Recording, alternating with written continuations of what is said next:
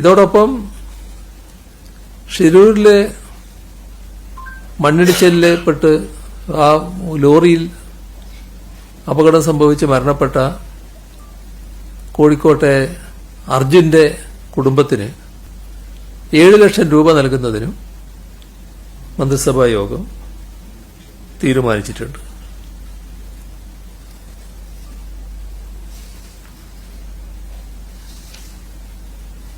നമ്മുടെ ലോകമൊരു യുദ്ധത്തിലേക്ക് നീങ്ങുകയാണോ എന്ന് സംശയിക്കേണ്ട ഒരു ഘട്ടത്തിലാണല്ലോ കാര്യങ്ങൾ നിൽക്കുന്നത്. വലിയ തോതിലുള്ള യുദ്ധത്തിന് മധ്യേഷ്യയിൽ സാമ്രാജ്യത്വം കളമൊരുക്കുന്ന നിലയാണുള്ളത്. ലോകം വലിയ തോതിൽ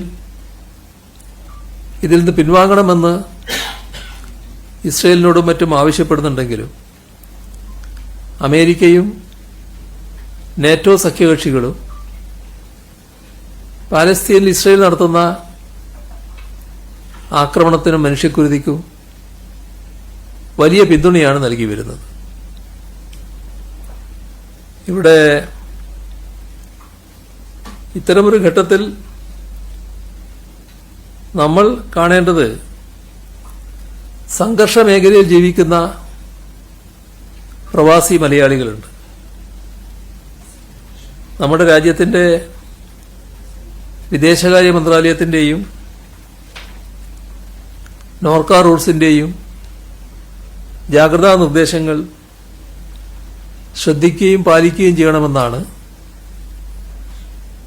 അവരോട് പ്രത്യേകമായി അഭ്യർത്ഥിക്കാനുള്ളത്. ഏറ്റവും പ്രതിഷേധാർഹമായ നിലപാടാണ് ഇസ്രയേൽ ഈ ഭാഗത്ത് സ്വീകരിക്കുന്നത്.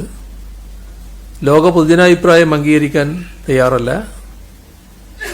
ഐക്യരാഷ്ട്രസഭ ജനറൽ അസംബ്ലി പ്രമേയം മുഖേന പിൻവാങ്ങാൻ ആവശ്യപ്പെട്ടെങ്കിലും കൂടുതൽ കടുത്ത നടപടികളിലേക്കാണ് ഇസ്രയേൽ നീങ്ങിക്കൊണ്ടിരിക്കുന്നത്.